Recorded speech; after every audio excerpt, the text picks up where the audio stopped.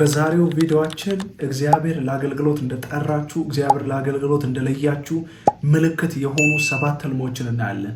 እኒህን ህልሞች ካያችሁ እግዚአብሔር ለአገልግሎት መርጧችኋል ማለት ነው። ሰላም እንዴት ናችሁ? የተወደዳችሁ የፓወር ኦፍ ጎስፕል ቤተሰቦች፣ ዛሬ ደግሞ ለአገልግሎት እንደተጠራችሁ ለአገልግሎት ጥሪ እንዳለባችሁ የሚያሳዩ 7 ህልሞችን ዛሬ ያወራችኋለሁ። እኒህን 7 ህልሞች እያወራችሁ እግዚአብሔር ለውስጣቸው ውስጥ የአገልግሎት ጥሪ ያለባቸው ይህን ሰው እግዚአብሔር ለአገልግሎት ለይቶታል የምትሉትን ሰው ሼር እንድታደርጉለት፣ ደግሞ ይህን ቪዲዮ እያያችሁ ላይክ እንድታደርጉ በጌታ ፍቅር አሳስባችኋለሁ።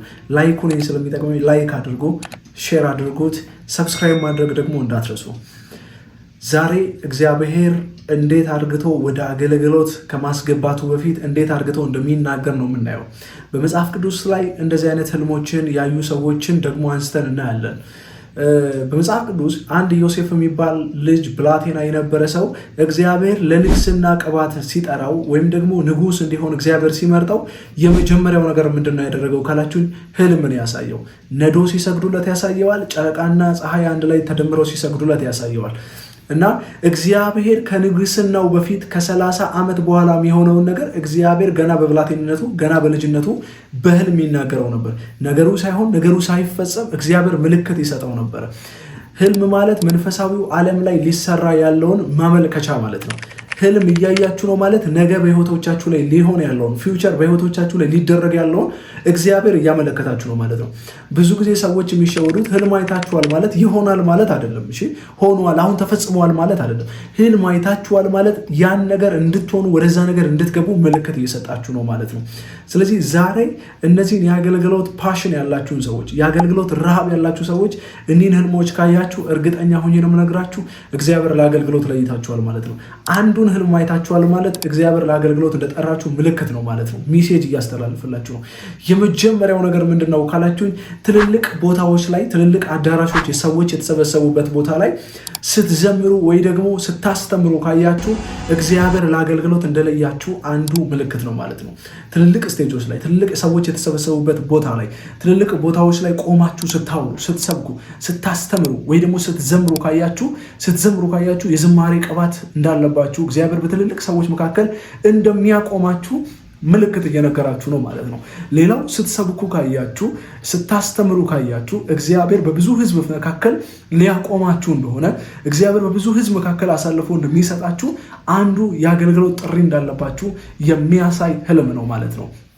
ሁለተኛው ህልም ደግሞ ምንድነው ካላችሁኝ፣ ሁለተኛው ህልም የእግዚአብሔር ሰዎች ወይም መላእኮች በህልሞቻችሁ መጥተው ዘይት ሲቀቧችሁ ካያችሁ ወይም ደግሞ በዘይት ሲጸልዩላችሁ ካያችሁ ይሄኛው ህልም ለአገልግሎት እንደተጠራችሁ ምልክት ነው ማለት ነው። እነዚህን ህልም አያችሁ ማለት ቅባት ስትቀቡ፣ ሲጸልይላችሁ ወር ደግሞ ሲያስተምራችሁ ያ ሰው ካያችሁ ከዛ ሰው ኢምፓርት ያደረጋችሁት ያለ የአገልግሎት ጥሪ አለ ማለት ነው። ይሄ የአገልግሎት ጥሪ መንፈሳዊው ዓለም ላይ ትልቅ የሆነ ቫልዩ አለው። እነዚህ ነገሮች ካያችሁ፣ ሁለተኛውን ቅባት ስትቀቡ መልአኮች ወይ ሲያፈሱባችሁ ካያችሁ ኦርዲኔሽን ነው፣ ሹመት ነው። እግዚአብሔር ስፔሻሊ ወይ ለነቢያት አገልግሎት ወይ ለዝማሬ አገልግሎት ወይ ደግሞ ለሐዋርያት፣ ለወንጌላውያን፣ ለፓስተር አገልግሎት እንደጠራችሁ ምልክት ነው ማለት ነው። ዛሬ ከላይ ያለውን ሀሳብ ነው የምናየው። እየገባን ደግሞ እያንዳንዱን ዲቴል በሌሎች ቪዲዮዎች እንማራለን። ዛሬ ማስተምራችሁ አጠቃላይ ለአገልግሎት ጥሪ እንዳለባችሁ ማመልከቻ ወይም ደግሞ ደውል የሆኑ ህልሞችን ነው የምነግራችሁ ማለት ነው። ቅባት ስትቀቡ ካያችሁ ይሄ ሌላኛው ደግሞ ለአገልግሎት እንደተጠራችሁ የሚያሳይ ምልክት ነው ማለት ነው። ሶስተኛው ነገር ምንድነው ካላችሁኝ፣ ሶስተኛው ነገር በህልማችሁ አጋንንት ስታስወጡ የምታድሩ ከሆነ ለአጋንንት ማስወጣት ስትጸልዩ፣ ለዴሊቨራንስ ስትጸልዩ ካደራችሁ እግዚአብሔር በአጋንንቱ ዓለም ላይ ሊቀባችሁ እንደሆነ ወይም ደግሞ እግዚአብሔር ለአገልግሎት እንደጠራችሁ አጠቃላይ ለአገልግሎት እንደጠራችሁ የሚያሳይ አንድ ህልም ነው ማለት ነው። ደውል ነው። እግዚአብሔር በአጋንንቱ ዓለም ላይ ምን ያህል ሊቀባችሁ እንደሆነ የምታዩበት ሌላኛው ህልም ነው ማለት ነው። አጋንንትን ከሰዎች ኮማንድ እያደረጋችሁ እያስወጣችሁ አልወጣ ካላችሁ ምናምን እሱም በቀጣይ ቪዲዮ እናያለን። እየጸለያችሁ አልወጣ ካላችሁ ግን በአጠቃላይ ስትጸልዩ ያልወጣላችሁ፣ ስትጸልዩ አጋንንት ኮማንድ አድርጋችሁ አዛችሁ የሚያስወጣችሁ ያላስወጣችሁ ግን በአጠቃላይ እነዚህ ህልሞች ለአገልግሎት ጥሪ እንዳለባችሁ የሚያሳዩ ናቸው ማለት ነው። ሌላው በሽተኞች ሲፈወሱ በህልማችሁ ካያችሁ፣ ለበሽተኞች እጅ እያጻናችሁ ሊሆን ይችላል። ዲክሌር ያደረጋችሁ በሽተኞች ሲፈወስ ካያችሁ፣ ይሄኛውም እግዚአብሔር ለአገልግሎቱ ዓለም እየጠራችሁ እንደሆነ፣ ለፈውሱ ዓለም እየጠራችሁ እንደሆነ ማሳያ ነው ማለት ነው። አራተኛው የፈውስ አገልግሎት ውስጥ እግዚአብሔር ላይ ያስገባችሁ ነው ማለት ነው። አምስተኛው ነገር ምንድነው ካላችሁኝ፣ ልብስ ስትለብሱ ካያችሁ፣ ካባ ስትደርቡ ካያችሁ እግዚአብሔር ለጸጋ ስጦታ አሳልፈው እየሰጣችሁ ነው ማለት ነው። አዲስ የጸጋ ስጦታ ሊጨመርላችሁ ነው ማለት ነው። ለአገልግሎት እየጠራችሁ ነው ማለት ነው። ካባ ስትለብሱ ካያችሁ ወይ ደግሞ ነጭ የሆነ ልብስ ስትለብሱ ካያችሁ ለአገልግሎት እየጠራችሁ እግዚአብሔር እንደሆነ ምልክት እየሰጣችሁ ነው። ነጭ ልብስና ካባ የአገልግሎት ምልክቶች ናቸው፣ ኦርዲኔሽኖች ናቸው። እግዚአብሔር እየሾማችሁ እንደሆነ ማሳያ ናቸው። ለአገልግሎት እየጠራችሁ እንደሆነ ማሳያ ናቸው ማለት ነው። ካባ ስትለብሱ ካያችሁ፣ ነጭ ልብስ ስትለብሱ ካያችሁ፣ የእግዚአብሔር ሰዎች መጥተው ሲጸልዩላችሁ ካያችሁ፣ ትልልቅ አዳራሽ ላይ ቆማችሁ ካያችሁ፣ መልአኮች ዘይት ሲያፈሱባችሁ ወይም ሰዎች ሲያፈሱባችሁ፣ እነዚህን ህልሞች እስካሁን የጠራችሁ ያላቸውን ህልሞች ካያችሁ፣ እርግጠኛ ነኝ አጋንንት ስታስወጡ ካያችሁ ለአገልግሎት እየጠራችሁ ነው ማለት ነው። ትልቅ እርሻ ላይ የደረሰ ሰብል ላይ ራሳችሁን ሆናችሁ ለማጨድ ሊሆን ይችላል፣ ለመሰብሰብ ሊሆን ይችላል። እንዲህ አይነት ማሳ ላይ ሆናችሁ ካያችሁ ደግሞ ይሄ እግዚአብሔር በኢየሱስ ክርስቶስም የሰጠው ምሳሌ ነበረ።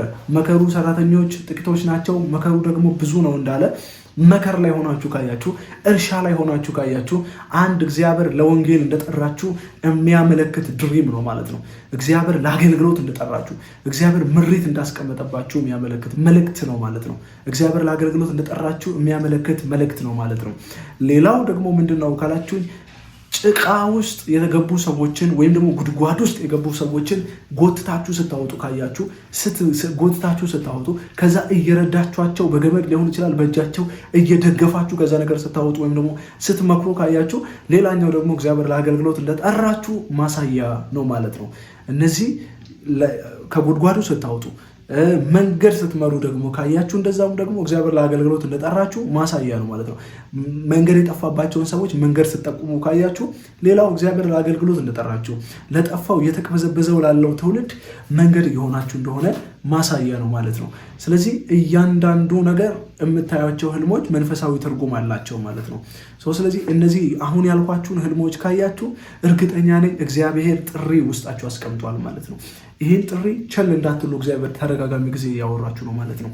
ስለዚህ ምናልኳችሁ የመጀመሪያው ነገር ምንድነው ካላችሁኝ፣ እግዚአብሔር ትልልቅ አዳራሾች ላይ ስታገለግሉ ካሳያችሁ፣ በትልልቅ ሰዎች ፊት ስትቆሙ ካያችሁ፣ ይሄኛው አንደኛው ምልክት ነው። ሌላው ትልልቅ እግዚአብሔር ሰዎች ሲጸልዩላችሁና በቅባት አገልግሎት ሲያገለግሏችሁ ካያችሁ፣ የዛ ሰውን መጎናጸፊያ ስትቀበሉ ካያችሁ፣ ወይም ደግሞ የዛን ሰው ኮት ስትቀበሉ ካያችሁ፣ ወይም ልብስ ሊሆን ይችላል ስትቀበሉ ካያችሁ፣ እግዚአብሔር ለአገልግሎቱ እንደጠራችሁ ማሳያ ነው ማለት ነው።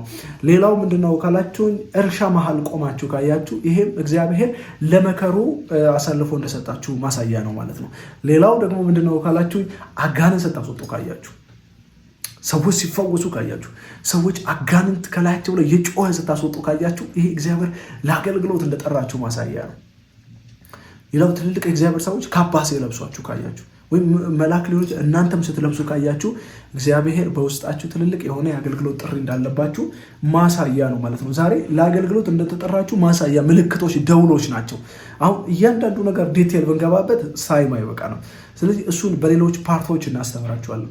ስለዚህ ይሄ መልእክት እንዲቀጥል የምትፈልጉ ሰዎች ፓርትቱ እያላችሁ ኮመንት ላይ አስቀምጡልኝ።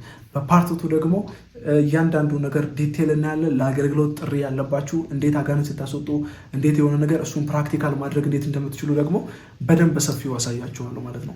በዛሬው ትምህርት ግን እነዚህ 7 ነገሮች ህልሞች ካያችሁ በተለይ ለአገልግሎት እንደጠራችሁ ምልክት የሆኑ ህልሞች ናቸው። እነዚህ ብቻ አይደሉም፣ ይቀጥላሉ። እነዚህ ዋናውና ህልሞች ናቸው። ስለዚህ በተለያየ ህልም ጥያቄ ውስጥ ያላችሁ ሰዎች ደግሞ ኮመንት ብታስቀምጡልኝ ለህልሞቻችሁ መልስ መስጠት እችላለሁ ማለት ነው። ስለዚህ ኮመንታችሁ ላይ ጥያቄ ማስቀመጥ ትችላላችሁ። ሰብስክራይብ ማድረግ እንዳትረሱ፣ ላይክ ማድረግ እንዳትረሱ። በቲክቶክ፣ በቴሌግራም፣ በተለያዩ ሶሻል ሚዲያ እያገለገለ እንደሆነ ታውቃላችሁ። በቴሌግራም አላዛር ዱናሚስ ሪቫይቫል ብላችሁ ሰርች ብታደርጉ ይመጣላችኋል። እንደዛውም በቲክቶክ ማን ኦፍ ጋድ አላዛር ዱናሚስ ብትሉ ይመጣላችኋል ማለት ነው። ስለዚህ በእያንዳንዱ ፕላትፎርሞች ላይ አገልግሎቶችን መካፈል ትችላላችሁ ማለት ነው። ወዳችኋለሁ። ተባረኩ። የእግዚአብሔር ጸጋና ሰላም ይብዛላችሁ። ሻሎም